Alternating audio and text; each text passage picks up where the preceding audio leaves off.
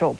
Throughout the evening, we'll interrupt the overseas coverage to review the day and bring other views of this conflict. But first we go to the BBC's breakfast programme in London. Very, very successful. These are the main details given so far by the Pentagon. Hundreds of missions have been flown. The targets were throughout Iraq and occupied Kuwait. They included military bases and nuclear and chemical warfare facilities. The Pentagon says Saddam Hussein himself was not a target. And it said that all Allied planes, including some 45 British Tornadoes, have returned safely. Many of the attacks were in and around Baghdad itself. The other bases and missile sites are scattered throughout the country. Eyewitnesses in Baghdad said the attacks came in wave after wave.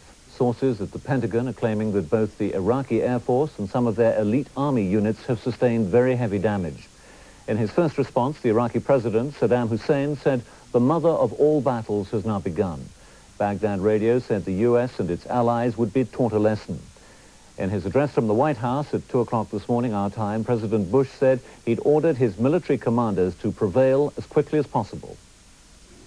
Our objectives are clear. Saddam Hussein's forces will leave Kuwait. The legitimate government of Kuwait will be restored to its rightful place. This morning is from one of the Allied military positions in Saudi Arabia from which the air attacks were launched. From there, the BBC's Ben Brown has sent this report. Shortly after 1 o'clock in the morning, local time, the roar of American planes taking off from Riyadh Air Base. 4 of them in the space of just a couple of minutes, then more at regular intervals afterwards. Among the aircraft taking off, AWACS spy planes, the eyes and ears of the Allied Air Force.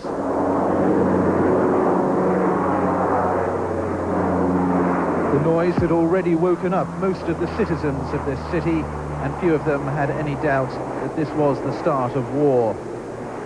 Those still asleep, however, were roused by the daunting sound of air raid sirens.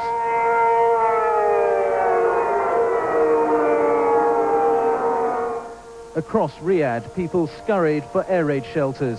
Those who have chemical warfare protection suits quickly put them on and kept their gas masks close at hand. Exiled Kuwaitis here took a more relaxed attitude, sitting in this hotel lobby, listening to the radio for news and expressing quiet satisfaction. Well, it's very happy. I am Kuwaiti, and I'm waiting for this news long time. And we are happy, and we are waiting for more information what's going on. Do you think that this attack will be decisive in forcing Saddam Hussein out of Kuwait? Well, it should be, because I think this thing he asked for it. And I think he will.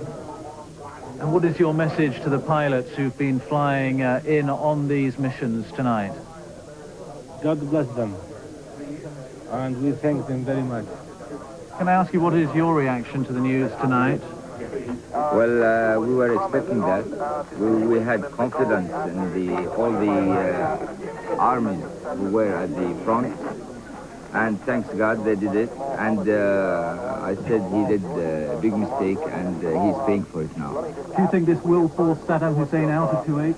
Well, if he will be reasonable at the end, at this time at least, he will. But I don't know. I don't think he is a very, very sad man, bad man. He's a bad man. I don't think so. He doesn't care about his people. He doesn't care about anything. And maybe he is not in Baghdad now. Maybe he left. Are you then pleased at tonight's news? Of course I am. Of course. 15634 Riyadh, you're identified and continue bound, fueling the Alpha, maintain 220, standby. And this is one of the American aircraft we've seen returning safely to base here. Many of the planes that took off from Riyadh, we understand, were tankers for air-to-air refueling. Their part in the mission as vital as that of the fighters and the bombers. Ben Brown, BBC News, Riyadh in Saudi Arabia.